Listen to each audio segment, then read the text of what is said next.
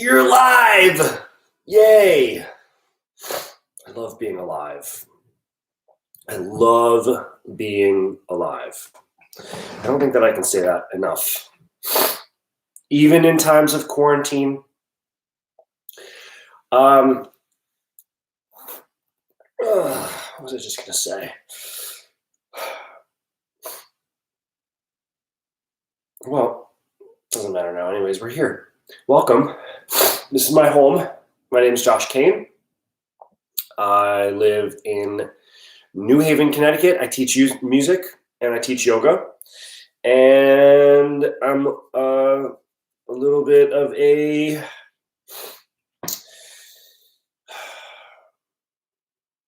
spirit junkie, I guess you could say. I don't know. I like knowledge. I like to learn about things. And in this time that is being given,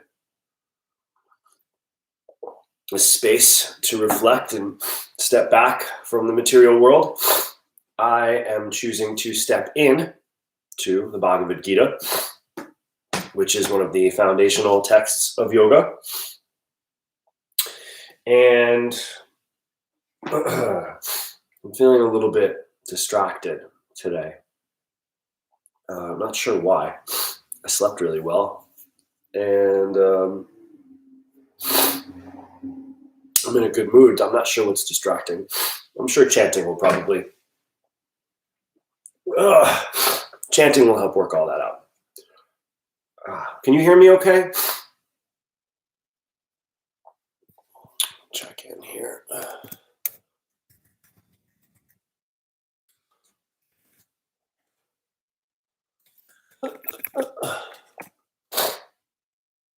Allergy season is upon me. And I don't think that there's going to be a way to avoid sniffling in some of these episodes. So don't judge me. Not COVID. Tissues. We grab tissues. Hold on. And then we'll chant. We're going to chant for a while because I need it. So do you.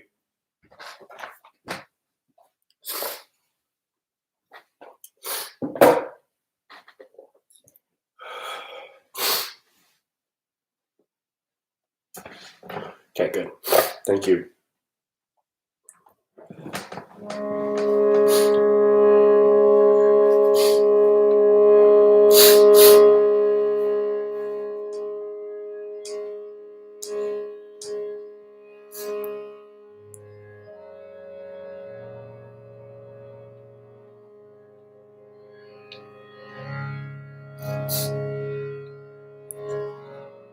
Yes.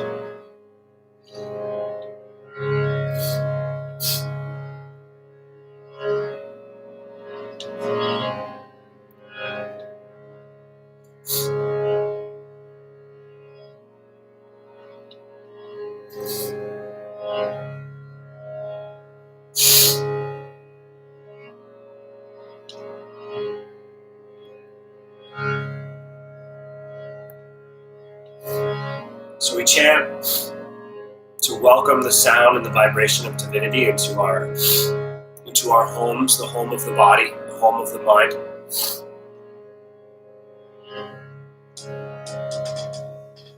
We chant to clear the consciousness,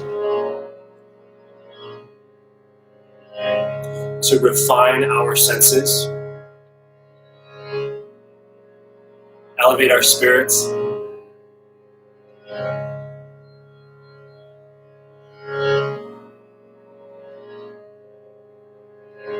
to join with the energy and the force of creation.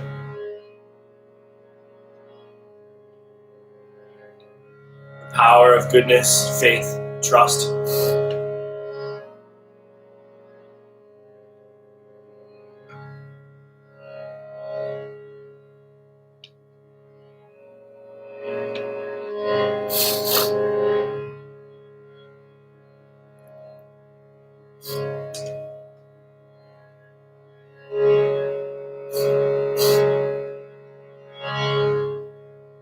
Start with Ramadasa.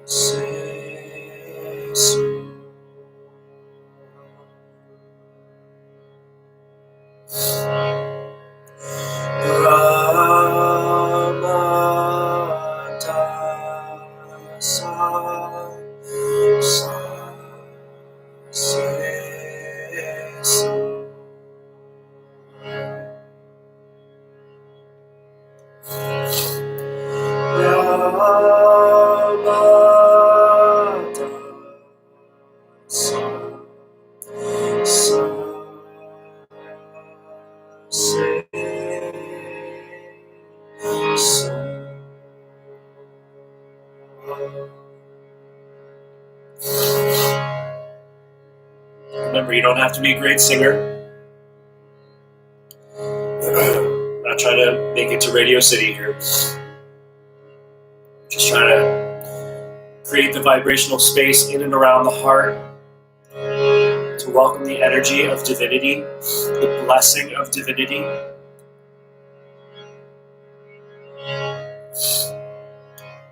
And really to connect. Once you welcome it in, you want to connect with it. And there's few ways are better to connect with divinity within than to use your voice to make sound,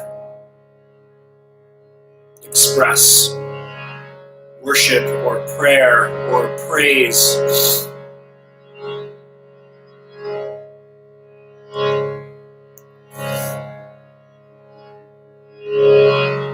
So close your eyes. Just let it come from your heart. I'm saying this to myself too, always.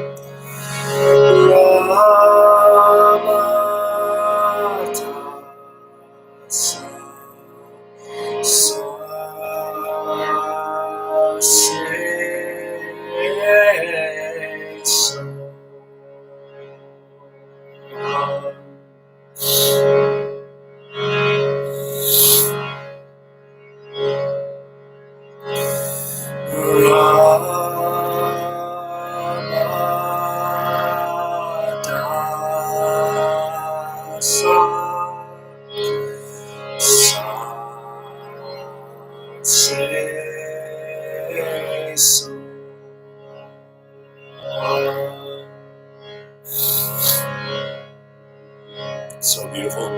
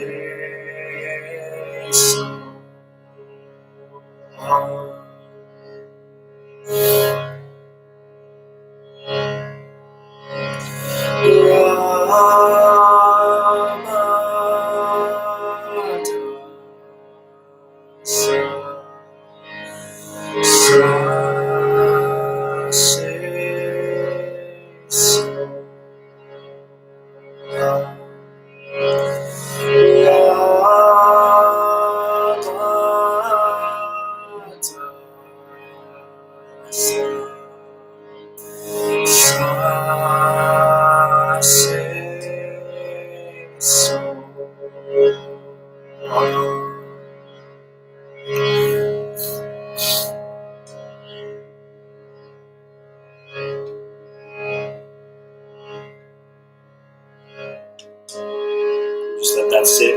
Just let it sit in your consciousness for a moment.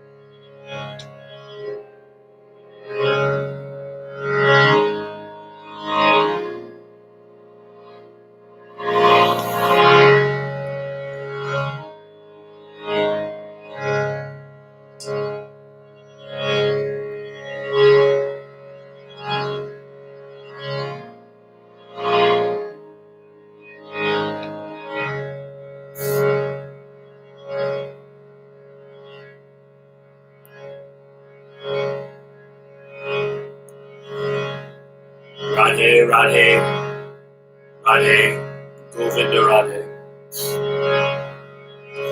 Radhe, Radhe, Radhe, Govinda Radhe.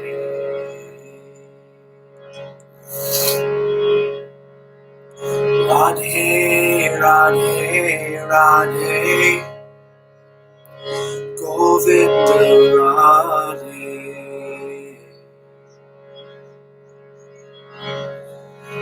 Radhe, Radhe, Radhe, Govinda Radhe.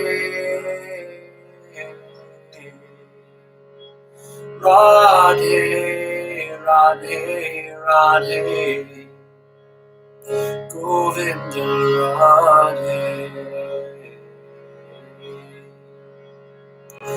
Radhe, Radhe, Radhe, Govinda Radhe. Radhe, Radhe, Radhe, Govinda Radhe. Radhe, Radhe, Radhe, Govinda Radhe. Oh, Radhe, Radhe, Radhe, Govinda Radhe.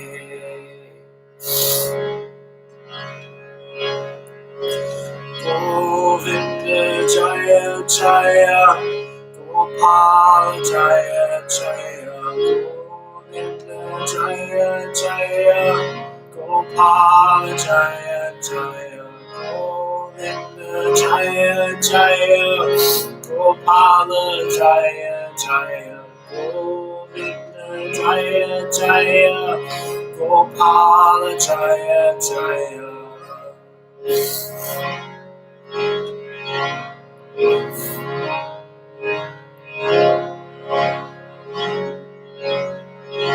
And again.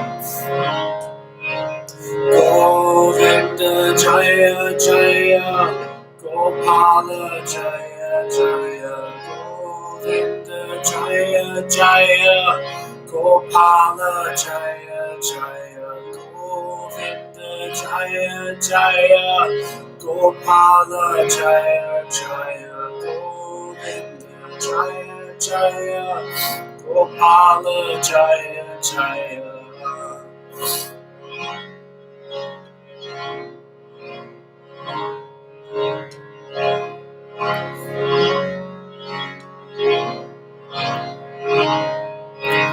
Govinda Jaya Jaya, Gopala Jaya Jaya, Govinda Jaya Jaya, Gopala Jaya Jaya, Govinda Jaya Jaya, Gopala Jaya Jaya, Govinda Jaya Jaya, Gopala Jaya Jaya, Govinda Jaya Jaya, Gopala Jaya Jaya, Govinda Jaya Jaya, Gopala Jaya Jaya, Govinda Jaya Jaya, Gopala Jaya Jaya.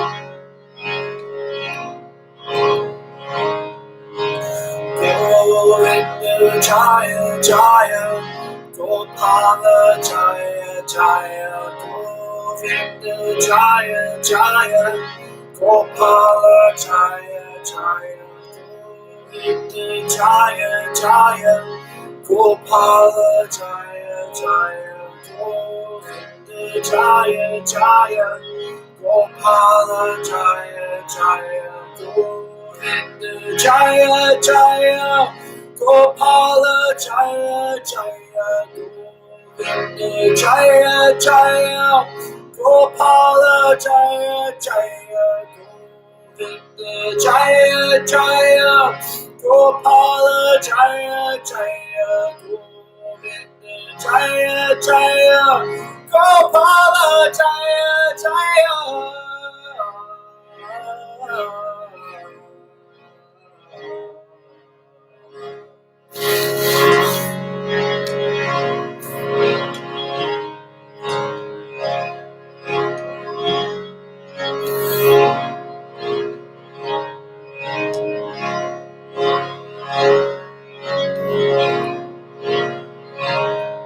Hare Krishna, Krishna Krishna, Hare Hare, Hare Rama,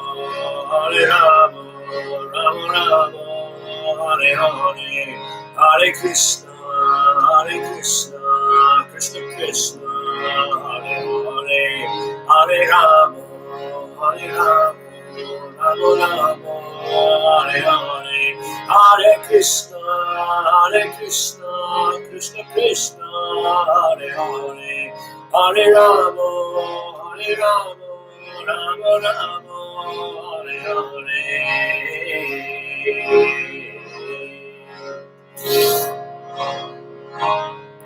Hare Krishna, Krishna Krishna, Hare Hare, Hare Rama, Rama Rama, Hare Hare, Hare Krishna, Krishna Krishna, Hare Hare, Hare Rama, Rama Rama, Hare Hare, Hare Krishna, Krishna Krishna, Hare Hare, Hare Rama, Rama Rama, Hare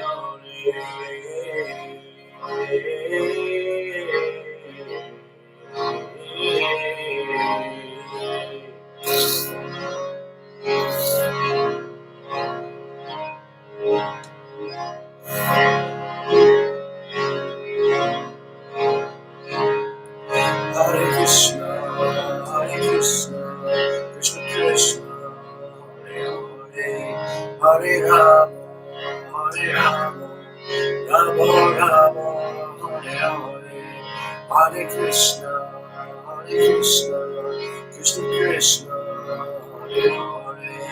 Hare Hare, Hare Rama, Rama Rama, Hare Hare. Hare Krishna, Krishna Krishna, Hare Rama, Rama Rama, Hare Hare.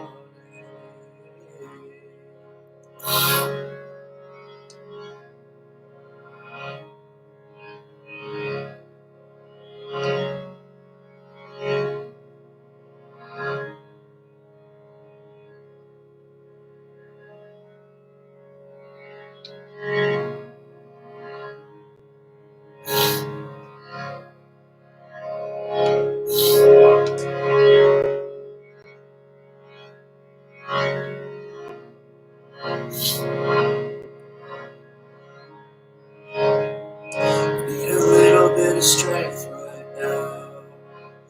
A little bit of strength right now. A little bit of strength right now. A little bit of strength right now.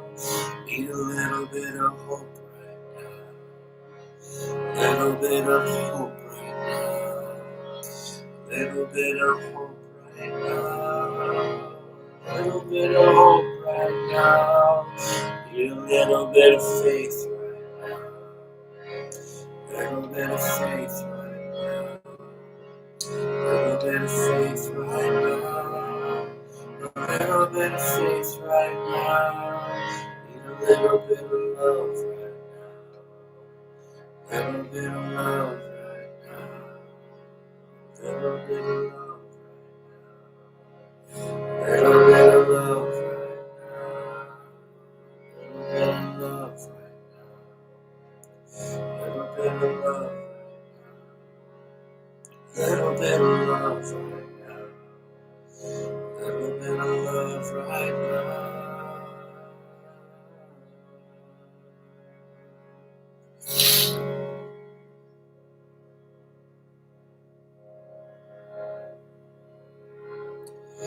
Om Namo Bhagavate Vasudevaya. Om Namo Bhagavate Vasudevaya. Om Namo Bhagavate Vasudevaya. Hare Om.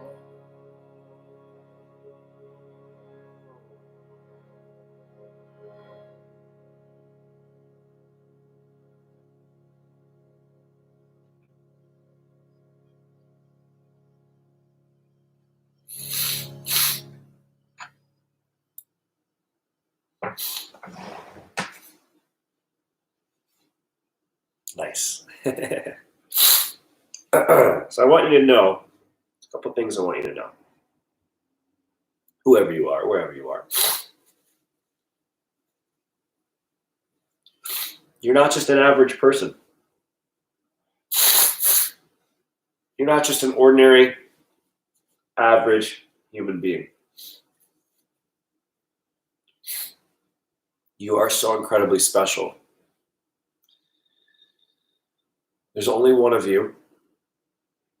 And the one that you are has a particular mission, a particular reason for being here in this life, in this body, at this time right now. And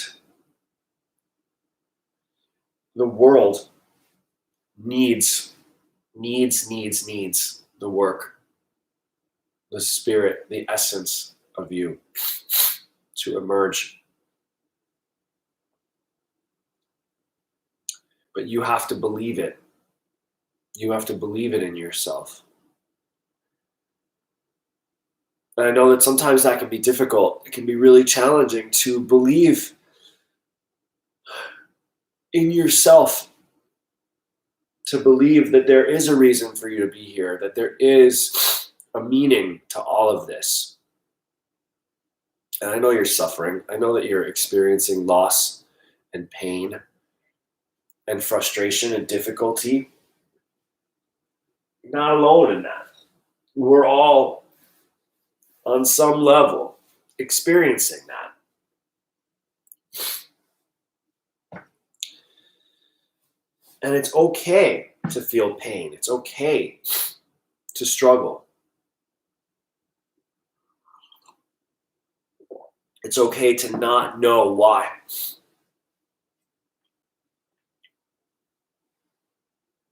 And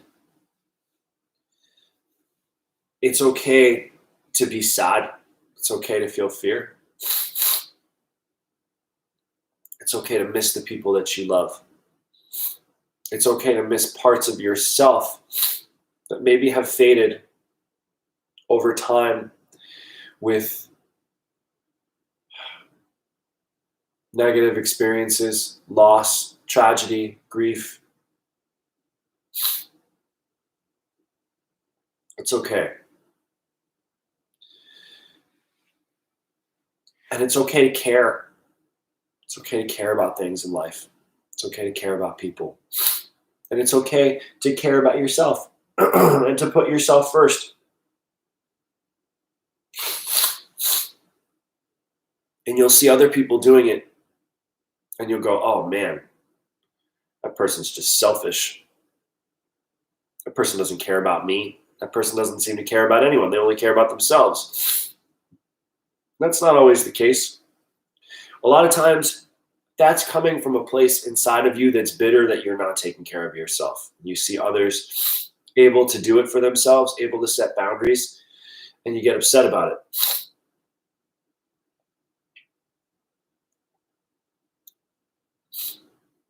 You can take care of yourself. You can love yourself. You can look after yourself on so many different levels. It's not just about financial and, making sure you have food, water, and shelter, but making sure that you have time and space to feel what you feel, to create, to live your dreams, and to do the work of trying to understand what is it that holds me back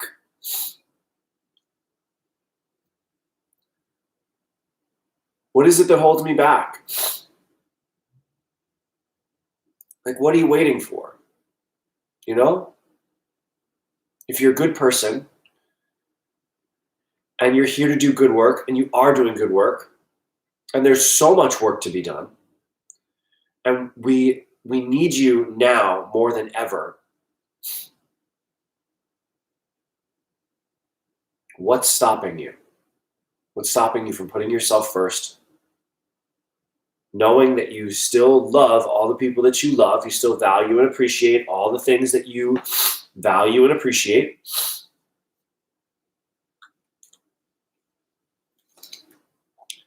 It's just coming from a different place. It's coming from a different place. It comes from the place of knowing that in this life, and there are many lifetimes, there's going to be many births and deaths, but taking the attitude of waiting for another life to live, I don't think that's why we're here. I think we're here to live now. I think you are here with your dreams and your thoughts and your inspirations and your abilities and your shortcomings and your lack, because everybody is at a different level in this awareness. I'm not going to be able to paint a masterpiece. I'm not going to be able to walk into a room and perform open heart surgery on someone and guarantee that they're going to live. Can I chant? Yes. Can I write music? Definitely. Am I good at holding space for people? And do I have like a sort of like, I have a mediocre understanding of the texts, but I have a massive amount of enthusiasm. So this is a great example. I don't have a tremendous amount of understanding with these, with stuff like the Gita or with the Srimad Bhagavatam or with anything that's really like,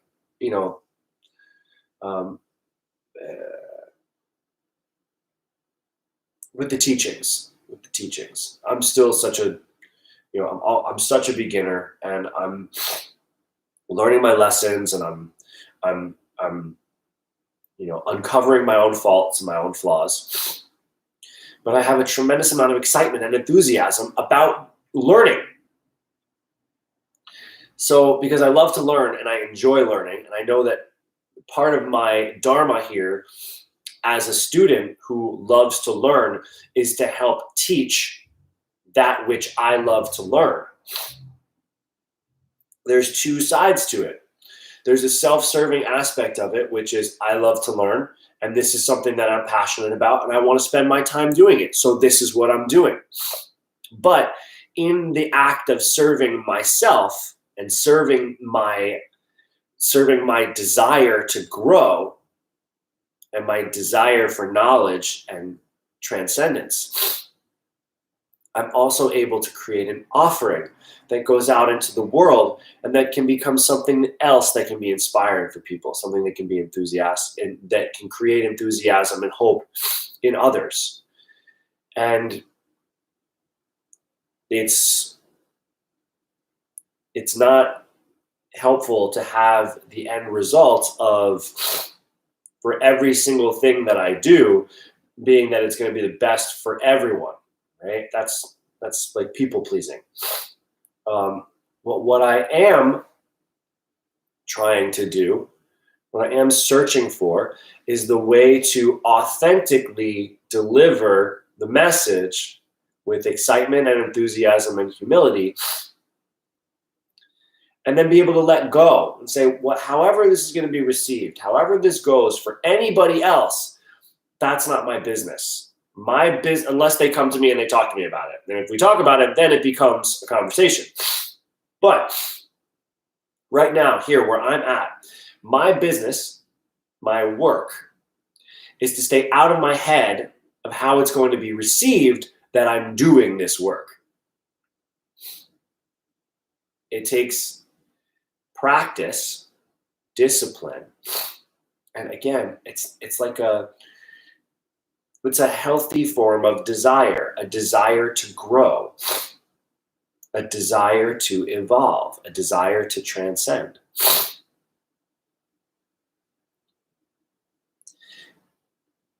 Even if it's just starting to transcend your own limitations, which we all have. But if you lower yourself, if you make yourself in your own mind separate from others, like, well, this guy, he can clearly do this. I could never do this. That guy over there, that woman over there, she's so beautiful. She can have anything that she wants. I'm not beautiful. I can't have what I want. It's like these, we all do it, right? So don't try not to beat yourself up about it. But we all have these ways of separating ourselves from ourselves, and we use other people to do it. We use comparison and measurement and distraction to say, well, money is only for rich people. I'm not a rich person, so I don't deserve to have money. Happiness is only for good people, and I'm not a good person, so I don't deserve to be happy. Forgive yourself. Forgive yourself for the things that you didn't know. Embrace yourself as you are. You can even do that. You can even sit and hold yourself and say, I love you. I love you. I love this body. And it's going to take some work, but we're going to heal. We're going to heal this negative self-image. Learn to make friends with the inner critic and start doing the work that I'm here to do. And once you start, it's like divinity just piles the work on. Every day I have to be so gentle with myself because there's so many things that I want to do and so many things that I want to get done. And I lack the knowledge and the resources and the help to get it done. So oftentimes I end up slicing out little bits to get done each day. And if I get that bit done, I'm like, yes, this was a great day. Did I do everything absolutely possible that could be done with this day? And did I do it absolutely perfect? And are people beating down my door going, oh my God, Josh, look at what you did. Look at that amazing video that you made. Look at that incredible song that you wrote. No, they're not. But I can't allow that to affect how I feel about myself, because the result is not the same as what I'm doing in the process. And if I'm only doing it for the result, if I'm only doing it so that someone will come and tell me that I'm good enough, and that means I don't believe that I'm good enough in the first place. And that's how we're kind of operating in this system of, I'll do this to get validated. I'll do this to get approved. I'll do this to get money, and then I'll feel really good about myself. But until then, I'm not going to allow myself. I can't feel good about myself because what have I done that's good? If nobody comes and tells me that I've done it and that it's good enough, then I won't be able to feel good. So here, I'll do this for you one time. Good job. Great, you did that. You're the master. Now do it again. And again, and again, and again, and again, and again. Every day, live your life. Forgive what you can't control. Forgive what you didn't know. Embrace the unknown. Develop a skill. Practice. Put all of your attention and your enthusiasm into that. And then let go of the results. Surrender. Surrender, surrender, and allow. Surrender and allow. Surrender and allow. Surrender and allow. Surrender and allow. Surrender and allow. Do the work. Do the work. Do the work. Do the work. Surrender and allow. Do the work. Surrender and allow. Do the work. Surrender and allow. So that you're not constantly in the state of, oh my God, I gotta get it done. I gotta do this. I gotta get it done. If I don't get it done, then what's gonna happen? It's this frantic. Exhale that out. I just come to a state of relaxation. Settle into what is and allow inspiration to flow through you. Allow guidance to flow to you.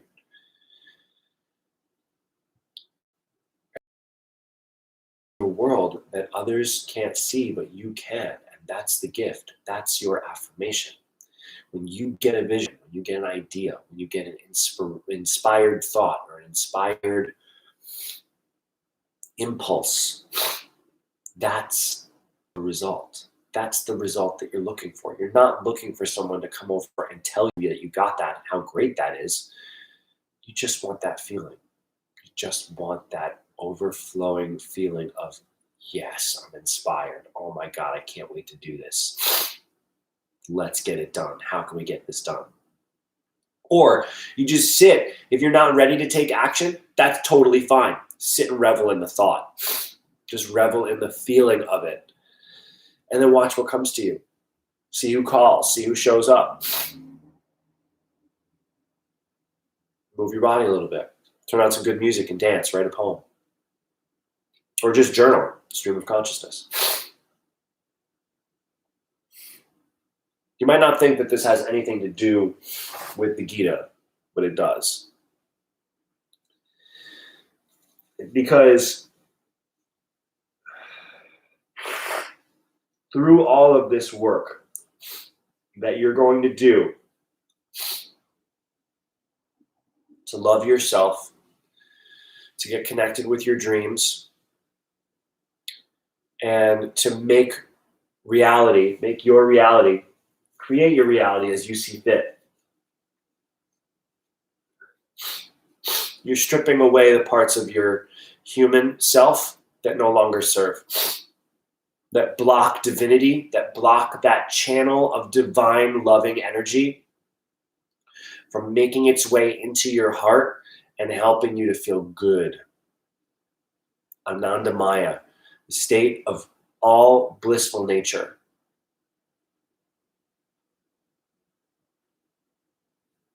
Where good or bad, it's all good. You get an idea, you see it to the end, it fails, or you screw it up. It doesn't matter because you did it. You're the one that did that. And it's not a failure, it's an attempt. It's a learning experience.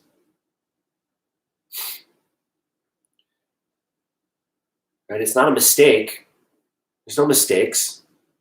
There are things that are protecting you. There are forces that are beyond your comprehension and beyond your understanding right now at the level that you're at, where you can't see all of the synchronicities that are in place around your failures and your mistakes. What you label as bad things are great things, down the line. Great things happen because of terrible things. Really beautiful, beautiful, wonderful things come from places of suffering and doubt, distraction, loneliness, fear, despair. Taking that darkness, taking that shadow into you, learning about it, loving it, making love to it.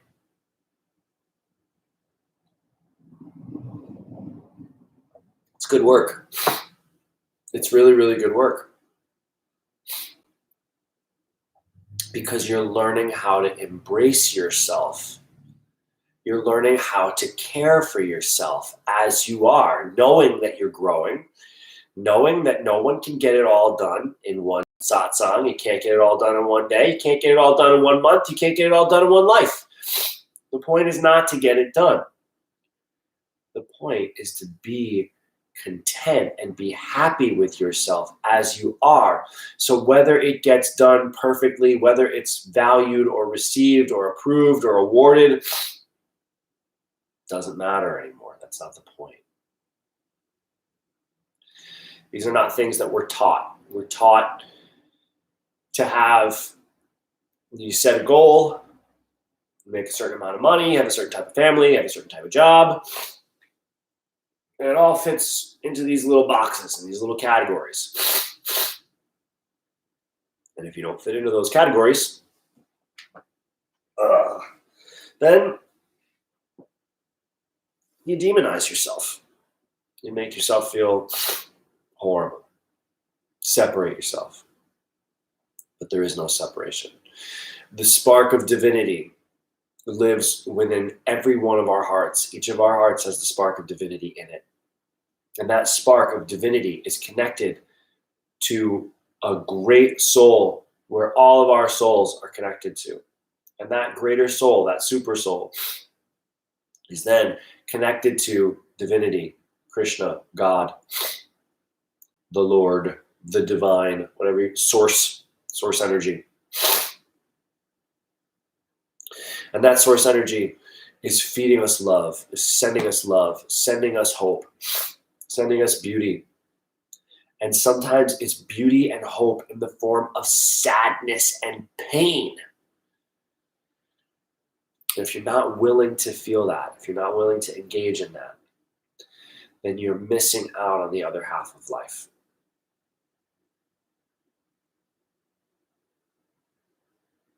Just like Krishna says to Arjuna, all these people are going to die anyways. You didn't make them and you're not going to destroy them. I am. You just have to do your work and fight the battle. Detach from the results. Everything's going to be fine. But you are going to have to kill all these people. That's what the battle is. That's what the principle of all of this is that you fight a battle.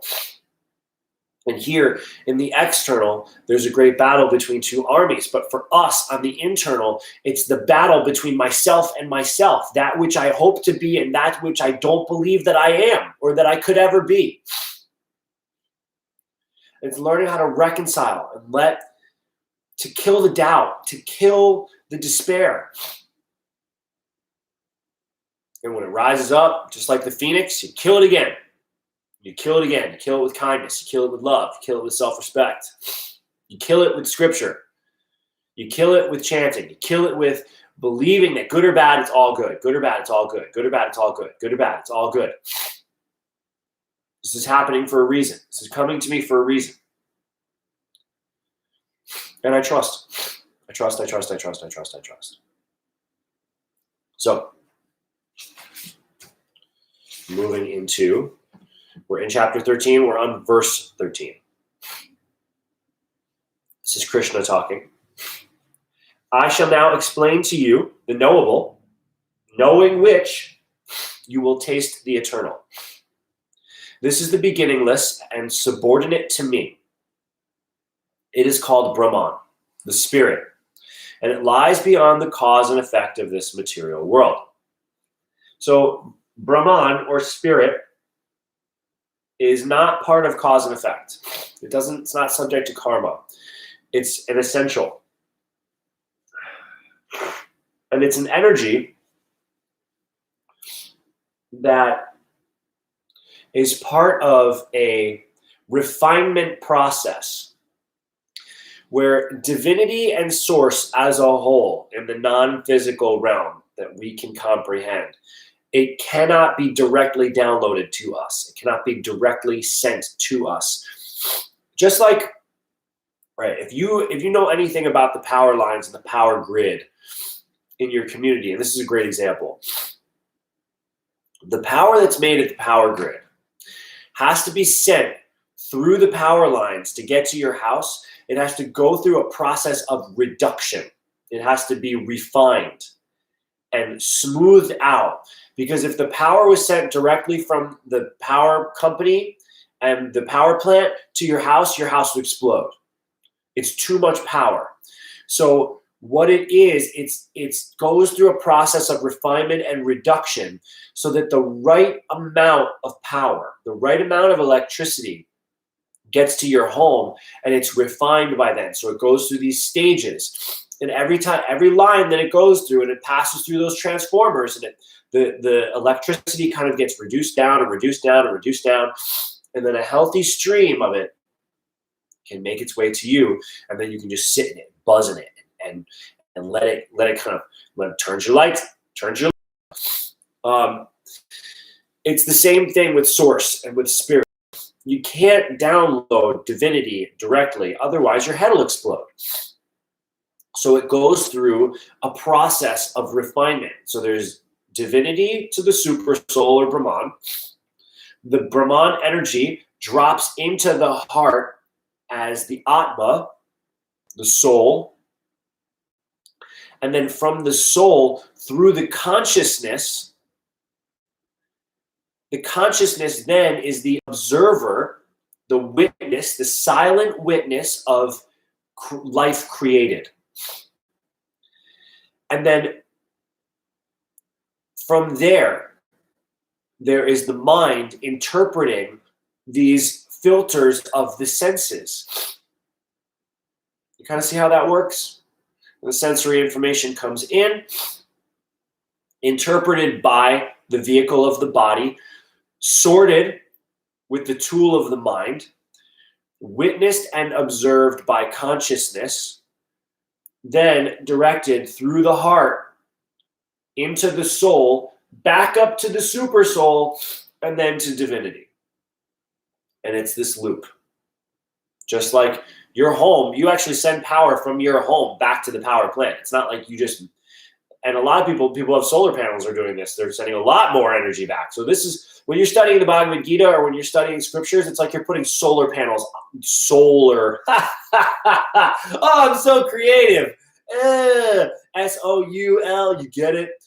This is like putting solar panels on your body, on your consciousness when you study divinity. You study and you do these things, because you're taking this natural energy from the sun and from the material world, and then you're sending it back to the power plant, back to yourself, back to divinity. Like, hey, here I am. I get it. You sent me the beacon. I'm sending the beacon right back. And not only am I sending it back, but I'm amplifying it to the umpth degree. Yes, exactly.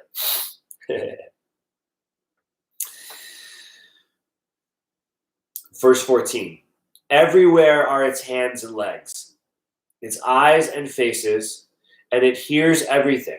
In this way, the super soul exists. So it's not a being. The super soul is not a being that has an infinite number of hands and legs, eyes and faces. It's that all of the people in the world with their eyes and their faces and their hands and their legs are connected to the super soul through their soul. So in that way, that is how the super soul has an infinite number of arms and legs and all that. Because all arms and all legs, all hands and all feet are connected to the super soul. The super soul is the original source of all senses, yet it is without senses. It is unattached, although it is the maintainer of all living beings. It transcends the modes of nature and at the same time is the master of all modes of material nature.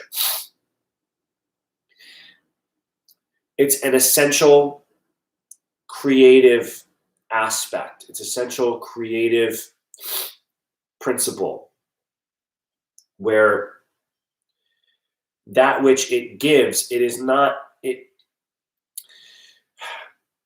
to say that it is unattached, although it is the maintainer of all living beings, it's like the super soul is driving the car. It's in the car, but it's not part of the car. The driver is never part of the car. The driver is the driver. The car is the car. But the car can't drive without a driver. So you can put all this stuff together and you can make a really great car, but who the freak is going to drive it?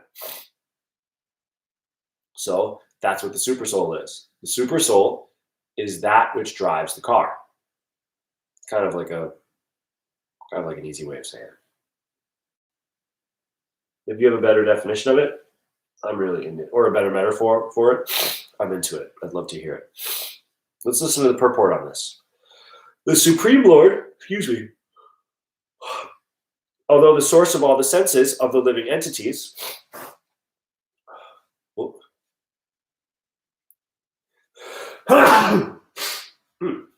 bless me. Although the source of all the senses of the living entities does not have material senses like they have, actually, the individual souls have spiritual senses, but in conditioned life, they are covered by the material elements. And therefore, the sense activities are exhibited excuse me, through matter.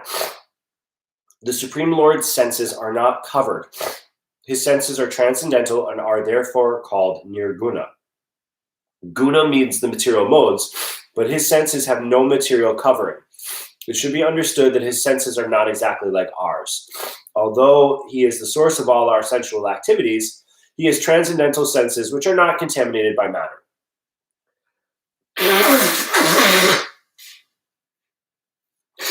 You could say, a lot of skeptics would say, and I know this because I once was a skeptic, would say, well, that's convenient. Oh, of course. Of course, divinity senses aren't like ours. Of course, the divine senses are transcendental, not touched by matter. Oh, of course. How convenient. Are you just making this up? Are you just creating this? You're just creating some being, some thing, and then that is like allowing you to check out from having to make decisions, to not have to think for yourself, to not have to feel. You just go, oh, it's just this essence, and it's just so much greater. It would be hoo-ha if it wasn't scientific, if it wasn't studied based on what we can observe and what we can infer based on what we can observe. Then yeah, it'd be woo-woo-y, hoo-ha, juju, witchcraft. But this isn't. This is lifetimes. This is lifetimes of sages and mystics and gurus and seekers that have gone within themselves, done the work, and they discover the same things without being told. Oh, the light. They discover the same things without being told. It's an internal experience that is mirroring a quality of existence that exists. And it can be observed and it can be studied. And many cultures and many religions, many philosophers have done the work to refine themselves enough to be able to see the refined levels of consciousness and the refined levels of life. And that's what we're doing here. This verse 16, the supreme truth exists both internally and externally, in the moving and the non-moving. It is beyond the power of material senses to see or to know. Although far, far away, it is also near to all. So, it is near to us because it exists within a little teeny tiny piece of us. A little tiny piece of it exists within us. It exists internally and externally. So it's all around us and it's all within us. In the moving and the non-moving. So in that which is created and that which has yet to be created, that which is manifested and moves, has consciousness, has life, that which is unmanifested is yet to embody consciousness and is yet to become alive. The supersoul is part of that. It's beyond the power of material senses to see or to know. So it's not something that I can just reach out and touch. It's not something I can eat. It's not something I can lay with. But it's also right here. That's why the self-love, the giving back of love to yourself is so important, because that which exists in you loves you. That which sent you here, that which created you, didn't create you so that you could suffer and feel like crap about yourself. Created you to have a beautiful life. A wonderful, loving, fulfilling, happy, joyful, terribly painful and confusing and awkward and uncomfortable life. And that's the balance. That's the wholeness of life, is feeling the good and the bad and trusting that that's what makes life so sweet. That's the nectar of life. The good and the bad. The bad makes the good better. Why would you not want that? Why would you deny negative experiences when it can make the good experiences so much better?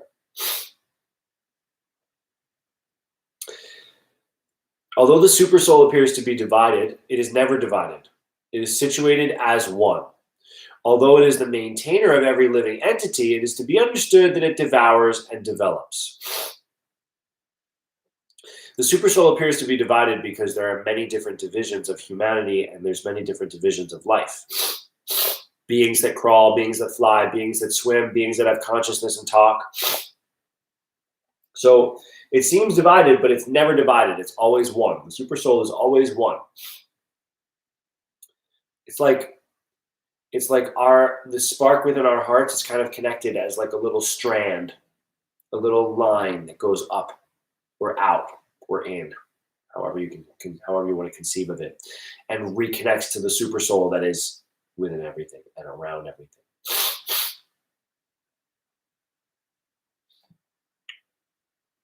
Although he is the maintainer of every living entity, it is to be understood that he devours and develops. So while this is a paradox, because why would it maintain but also destroy and create? Because things work in cycles. There has to be a system of movement. And once a movement is initiated, that's the start of it. It has its movement, and then it ends, and then it circles back and it goes into movement again. That's the cycle.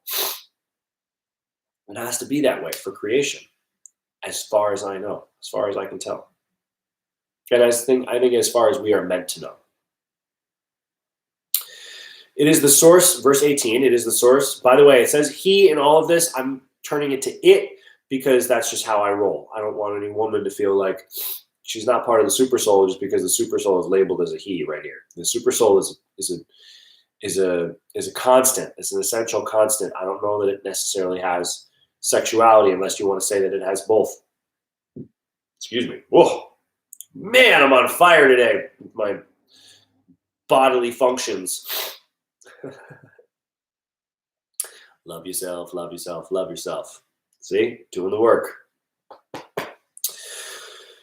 It is the source of light in all luminous objects. It is beyond the darkness of matter and is unmanifested. It is knowledge. It is the object of knowledge, and it is the goal of knowledge. It is situated in everyone's hearts.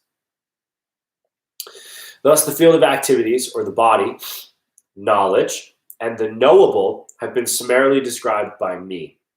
Only my devotees can understand this thoroughly and thus attain to my nature. Why would Krishna say that? That's what I want to get into tomorrow. This, again, is another thing where it's like, oh, only your devotees can get it? Oh, so if I'm not devoted to you, if I don't completely commit my life to believing that Krishna is God, does that mean that I can't understand this? Does that mean that you can't understand this?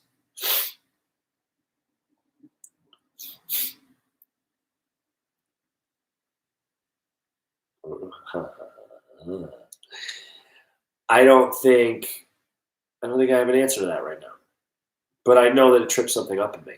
So I'm going to think about it today, and we'll come back tomorrow, and we'll talk more about it. Take some time today. All right, so we're picking up on verse 19 tomorrow. Take some time today to really love yourself. Do nice things for yourself. Reach out to people who you know truly love you and get a little bit of inspiration. Take a few moments to sit down with a pen and a piece of paper and write down some things that you've always wanted to do. Write down some things that you're inspired by, some things that you really love, some places that you hope to visit, some people that you hope to meet, and ask yourself, why do you feel like you're the one person in the world who can't meet who can't check boxes off this list? What makes you think that you can't live your dreams? What makes you think that you can't live that type of a life? Before you try to answer that question, though, just write down. See if you can get connected with what it is that you actually want to do in a little bit of a list. And then just put the list aside and do things for yourself today that are going to make you feel good. Try to boost your energy level. Get enthusiastic about anything. And then ride it out. And when the inner critic pops up and doubt pops in, do a chaturanga or do a funny dance and go, I don't need that. Shake that off. And then come back to being excited. Come back to being enthusiastic. Go back and look at your list. Like, oh my God, yes, I can go to Bali. I don't know how I'm going to do it yet, but Bali sounds awesome. I am going to climb Everest. I don't know how I'm going to do it yet. I am going to release a podcast. I am going to write a book. I am going to make a record. I am going to get married. I am going to find love. I am going to find happiness. I am going to discover billions of dollars. What's wrong with that? What's wrong with getting excited about that? As long as you don't measure your worth now based on that, then you're good. You're good. You can have anything and you can be anything. As long as you're good with yourself first. As you are, knowing that because you've been created, you are worthy and you are loved and you are valued. And that is enough. And now you just find ways to enjoy it even more. Thank you so much for sharing your practice with me today. We say thank you to the body, say thank you to the space, thank you to all of our teachers, and thank you to the practice and the spiritual science of yoga. Have a wonderful day. I'll see you tomorrow. Aho, namaste, word up. Talk to you soon. Peace.